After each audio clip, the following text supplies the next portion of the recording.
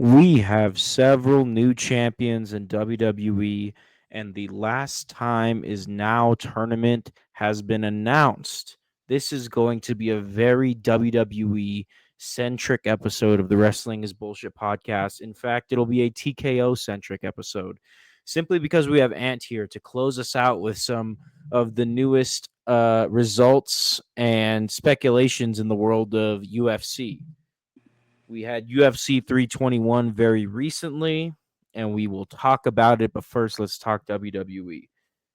Welcome to the Wrestling is Bullshit podcast, the number one place to keep you up week to week in the world of professional wrestling. I am happy to have Ant here with me. With that being said, let's go ahead and look at what has happened very recently in WWE with Saturday night's main event, where we saw two new major champions crowned. First and foremost, Ant was very happy with this result. We had CM Punk defeating main event Jey Uso for the World Heavyweight Championship in the main event.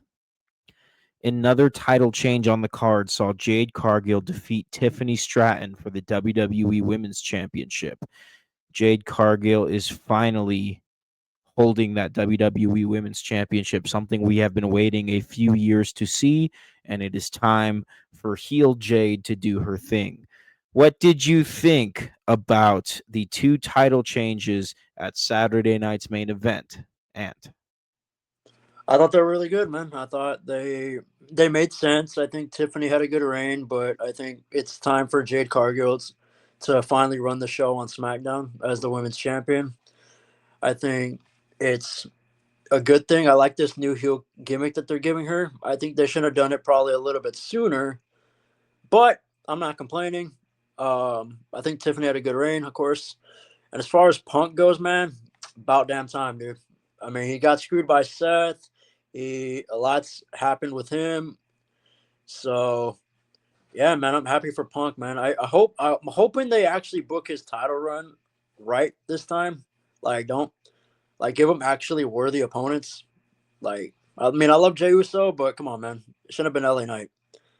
But I do think that Punk winning was the right move, and I think if they can book him right, if they can have his title run actually mean something, then it's a win-win. So yeah, I think Punk's gonna be a champion for a while, man. Until at least Seth comes back. yeah, man, anybody who follows or knows me personally knows that I'm not the hugest CM Punk fan in 2025. Nonetheless, I do agree 100% that it's time for CM Punk to hold this World Heavyweight Championship.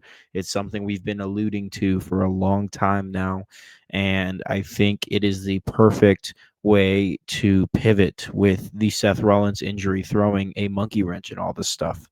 So ultimately, this isn't the undisputed WWE Championship here. This is the World Heavyweight Champion. This is the World Heavyweight Championship that CM Punk is holding. So my only hopes are that we get some World Heavyweight Championship matches on Raw. Not every week, I just think if he defends the title at least once a month, I think we're good, right? Because that's not exactly something we see from Cody. I'm not going to sit here and say that negatively or positively at all. But I just think that if the World Heavyweight Championship isn't going to at least be defended once a month, or if the WWE Championship isn't going to be defended monthly, then the World Heavyweight Championship has to step up and keep the fans entertained. And I know CM Punk is willing to do so. I hope for just a positive babyface reign from CM Punk, somebody who, and it hurts me to say this at a certain extent, deserves this. I sound like such a hater, but I mean, the water has been mudded with CM Punk in my fandom personally, with the whole AEW crap going down. Just think he could have been a much bigger influence of positivity during that. But you know what? I don't know what it's like. Maybe he has some serious gripes. Um, I wish the best for both companies at the end of the day. And I just think that the way CM Punk has been doing business for the past couple of years has really rubbed me wrong. Nothing that he did in WWE match wise, just the jumping of the ships. It really soured my fandom for CM Punk. Nonetheless, I'm hoping that this is a redemption tour for my fandom of CM Punk. I'm open to it. If he goes out there and has several World Heavyweight Championship title defenses that I enjoy and defends the title consistently, then let's go Punk. You know, like honestly, yes. As a fan, I was feeling negative towards the person that is Phil Brooks after watching everything go down over the past couple of years. But now I think I'm ready to watch this guy work in the ring consistently on Raw and with the upcoming WWE premium live events and Saturday night's main events. I think I'm ready. So it's great. And it's undeniable that he should have the title right now. Where this is going, I hope it's going somewhere good. I hope it's leading towards Braun Breaker. Honestly, that's my hope for this. If it's not, no big deal. But I think that's the best move to make right here creatively if you're WWE. We also have Jade Cargill finally getting that strap, and I hope for great things from her. We've given her a few years to adapt, to evolve, to learn. So this is going to be a big microscope, having the WWE Women's Championship, and I'm hoping for the best here. We will see how it goes. I also want to shout out some other title changes that took place over NXT's Halloween Havoc Premium Live event last weekend. Okay, so the WWE brand, if you include NXT, has been entertaining us for the past 2 weekends straight. We had Saturday night's main event with 2 new chapters opening up with 2 new champions. And then with NXT Halloween Havoc, we were able to see 3 different champions crowned. Those champions, starting with the Women's North American Champion, include Mariah May, also known as Blake Monroe right now in NXT. We also had the Hardys lose the NXT Tag Team Championship in a Broken Rules match to Dark State, which was a hell of a match. One of the coolest tag team matches I've seen in 2025, to be honest with you. The Hardys versus Dark State in a Broken Rules match. Broken Hardys looking good in defeat against Dark State and continuing to be the TNA World Tag Team Champions. And then last but not least, the hugest title change and the biggest opening of a new chapter for the NXT Women's Championship saw Tatum Paxley defeat JC Jane for the belt. Okay, and let me just tell you guys, I don't think in the world of wrestling we give NXT enough credit. How could we, with so much good wrestling out there? WWE is firing on mostly all cylinders. AEW is firing on mostly all cylinders. It's really hard to give NXT their comeuppance, right? NXTNA, so the branding of NXT and TNA, or the collaboration of NXT and TNA, I should say, has been very entertaining. And I'm just here to say that we have to recognize and acknowledge that, okay? If you got room and capacity for wrestling on Tuesday nights, man, NXT is where it's freaking at. These NXT premium live events are fantastic. They got one more in the year of 2025. That's NXT Deadline. I would consider that must watch, wrestling fans. That is one of the most unique matches of the year, and I think it is perfect for the brand of NXT. And then TNA just keeps on rolling, man. TNA keeps on being fantastic. I know we were worried earlier in the year about TNA losing their momentum. No, that's not happening, man. I understand that things aren't always perfect with the NXT and TNA partnership, but TNA is still very entertaining. So shout out to NXT Halloween Havoc. Shout out to NXTNA. Before we let Ant get into his UFC, let's go ahead and talk about 2 matches on the watch list for this week in the world of professional wrestling. Very simple, ladies and gentlemen. This is a very quiet week. Okay, we have had banger after banger after banger after banger. It's felt like 6 weeks of straight banger pro wrestling going on side to side of college football, the NFL, and baseball playoffs as well. So if you're about this shit like I am, you're about this shit like Ant is, you're probably very tired of looking at a screen, right? Because we just had the World Series. Football and college football, NFL and college football, I should say, are in the full swing of things. And then wrestling has just been delivering every other weekend, whether it's a WWE premium live event, an NXT premium live event, or an AEW pay per view. We have been spoiled. So, like I said, guys, very simple week. And before we get to it, we have one big piece of news to talk about, and I'm excited to hear what Ann has to say about it. We have the Last Time Is Now tournament announced by WWE. All right. We don't know all 16 participants in this tournament. So I would like to briefly comment on the announcement itself, not the specifics of who's in it and who's winning. Okay. I want to talk about the concept of John Cena's last match being a 16-man tournament that will take place over the next few weeks on Raw and SmackDown. Okay, that is fantastic. I was thinking AEW when it comes to tournament wrestling to close out 2025 as the Continental Classic is just around the corner. But WWE has another thing in mind when it comes to tournament wrestling, when it comes to grade A tournament wrestling. We also just got out of the G1 climax for New Japan and Best of the Super Juniors. Okay. We also have the tag league going on. New Japan's always doing tournament stuff. Nonetheless, man, in the US, the Continental Classic and the Owen over there in AEW have been two of the best tournaments that a fan of any wrestling nation could watch. Okay. Any wrestling fan promotion, I should say. WWE says, nah, we got a tournament, baby. Not just the King of the Ring, which was pretty fun this year, I will admit. But we have the Last Time Is Now tournament, okay, towards the end of 2025. We have this tournament that is going to decide who John Cena's final match will be against, okay? Let me throw a couple names out here, and then I'll let Ant throw a couple names out here. Dominic Mysterio would be fantastic, okay? John Cena versus Dominic Mysterio. John Cena versus Gunther, low hanging fruit. Perfect. Come on, man. John Cena versus Gunther is good stuff. This is one that you're not going to think I'm going to say right now, and it's going to shock you when I say it. John Cena versus Rusev. Okay. Rusev is somebody that fell victim to the John Cena machine of 2015, right? He was fully well on his way to the main event as a dominant United States champion when John Cena stopped him in his tracks. For better or for worse, not going to comment on that. But I think if you want to put a rocket on Rusev's back, then you have him defeat John Cena in his last match. Okay? So we got Dirty Dominic Mysterio, Gunther, and Rusev. Another name you're not going to expect me to say.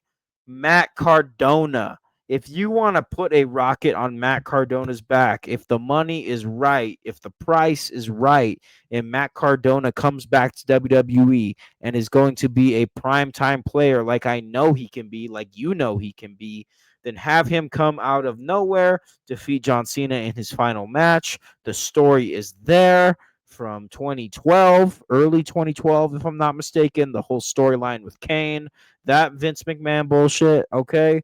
You can do this, man. You can go ahead and surprise the fans with a Rusev, with a Matt Cardona, or you can play it safe and give the rub to Dominic Mysterio defending the Intercontinental Championship. You can give the rub to Gunther, who is going to be a star for years and years to come. The options are endless. And I want to hear some names that you have in mind and your overall thoughts on the tournament as well. I think this tournament's going to be really interesting, man. I think you hit the nail on the head. I think this tournament will definitely be a good one.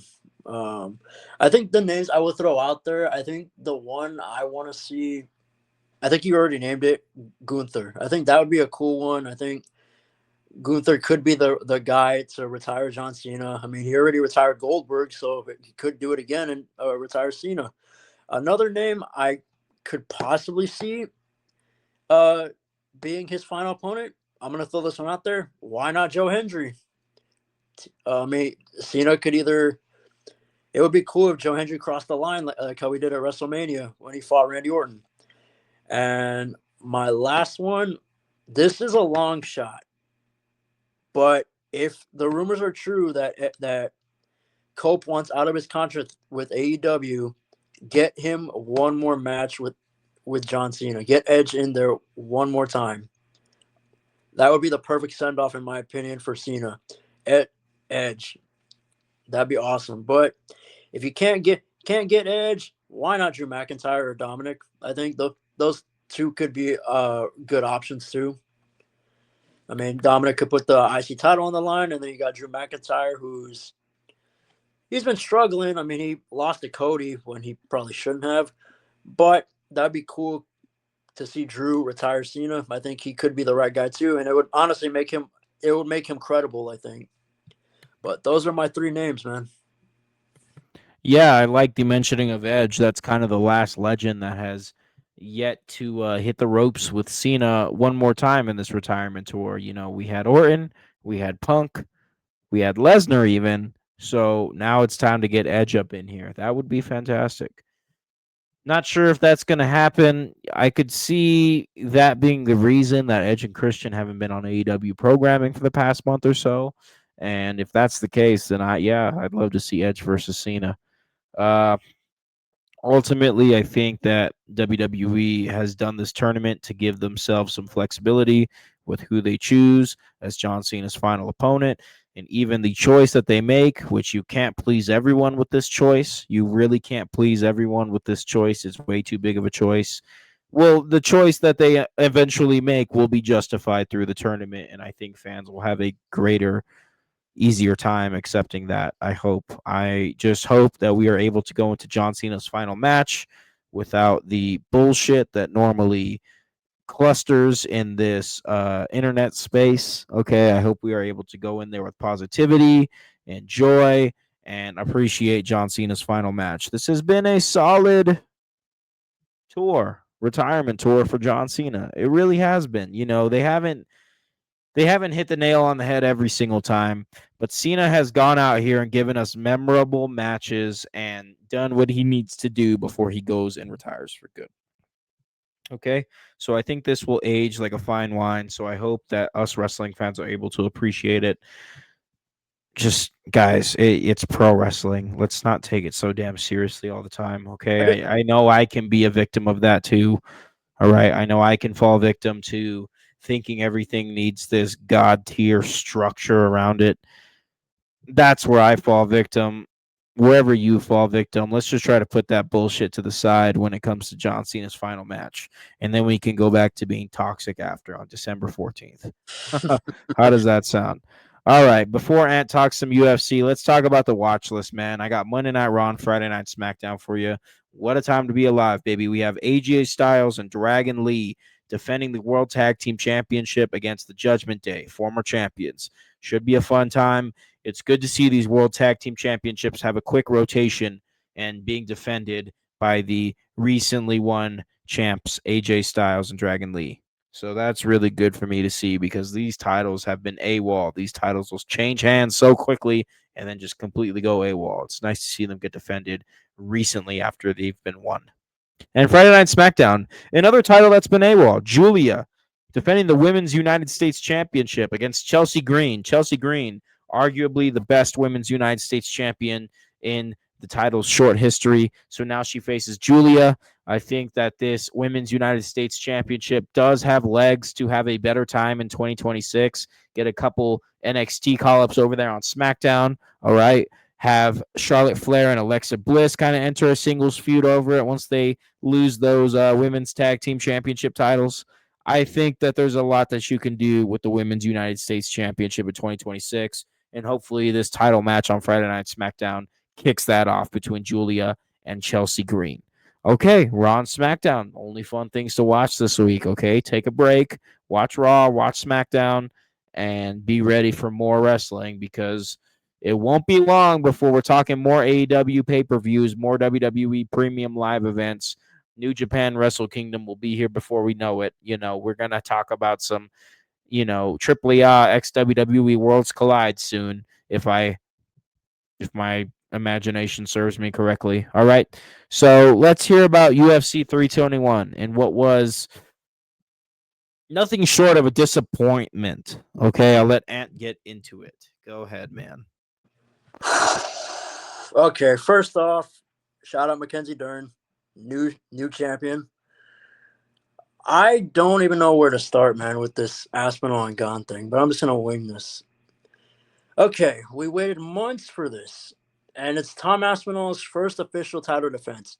the guy who everybody thought could carry the heavyweight division into a new era, especially with all the John Jones bullshit. And this is what we get: a fight that just ends in an eye poke. And it's not even that. It's not even. Nobody got dominated. Nobody got flatlined. No, it's just a fucking eye poke. An eye poke.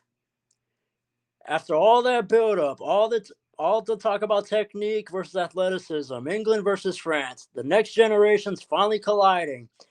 It all gets snatched away because of a fucking eye poke. And that's how you end the pay-per-view. And you could see it in both of their faces. I think mainly Aspinall, because he said he couldn't. He said, and I quote, "I can't fucking see. I can't see shit." So, and he basically got the John Jones experience, Tom Aspinall, and that was one of the most disappointing fights I've ever seen. And I've been watching the UFC since for almost 5 years now, and that was the most disappointing fight I've ever seen. Nobody wants to be booed over something like that. I felt bad for Gon. I felt bad for Aspinall. I felt bad for the fans. I felt bad. I feel bad for everybody. It was a lose-lose situation at UFC 321. So yeah, I'm more disappointed than anything. If I sound angry, I promise you I am not. I'm just so disappointed, man, because this division had life in it, especially after all the John Jones bullshit. And you have some of the best fighters in their primes. Yep.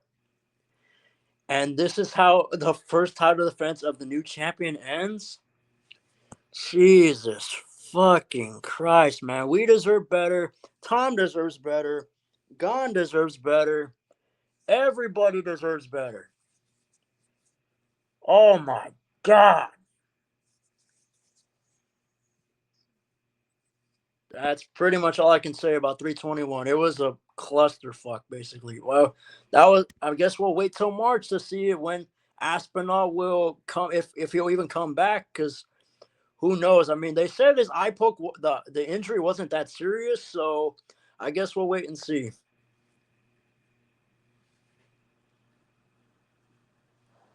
But yeah, that's pretty much UFC 321. That was really bad. I guess we'll see where we go from here, man. We got UFC 322 coming at us on November 15th, give or take 2 weeks. All right. We have a double main event here. We have Jack Della Maddalena defending the welterweight championship against Islam Makhachev, who is the unbeatable, really, not undefeated, 27-1, but really unbeatable during these times, right? Held that lightweight title for so long that Dana White said, get your ass up there in the welterweight division. I think we'll have a fun showing from Islam Makhachev in the main event here of UFC 322. And then we will also have Zhang Wei Li, who is someone that was the strawweight champion and is fighting up in the flyweight championship fight against Valentina. I think we're in for two good fights here at UFC 322. Honestly, UFC after the fight with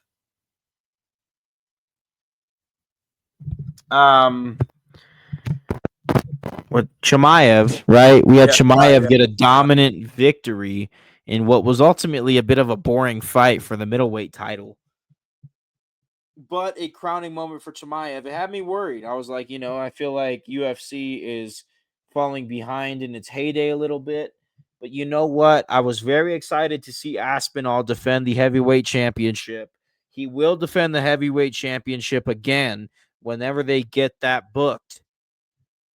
And I think it'll be a fantastic fight. We have Islam Makhachev fighting for the welterweight belt, which will be fantastic. And we have Zhang Wei Li again fighting up against Valentina in the co-main event of UFC 322. So we have some good fights ahead of us. Okay. We have the deal with Paramount Plus coming in 2026. We also have Zuffa Boxing coming in 2026. I'm excited to see Dana White's take on boxing. I was a little disappointed that he wasn't going to recognize the sanctioning bodies of boxing. I understand there's corruption. I understand there's a lot of them, but I think adding Zuffa belts for each division truly will only muddle the waters even more. I do not have faith in Dana White to take this route. I had more faith in Dana White to put the money on the table to get more undisputed champions in boxing, but it looks like that's not going to happen. Nonetheless, I do expect Zuffa boxing to be very entertaining for guys like us in 2026. So we will see how the cookie crumbles as 2026 is right around the corner in what I think will be a surprisingly good year for UFC. We will see how this goes, man. But I've had fun talking with you, Ant. We talked a lot of WWE. Okay, a Sure. lot has happened between WWE and NXT.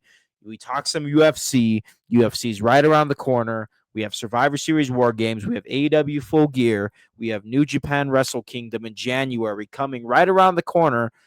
It's a good time to be a fan, and I'm excited, man. I'll see you on the next episode. Thank you so much for coming on, and we will talk about this next time. Go ahead and sign out, bud.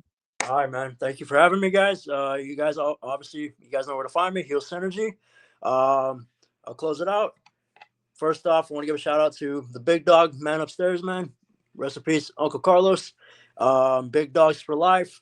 And I'm Heelsynergy, and I'm out here, guys. Boom! Woo! Let's go!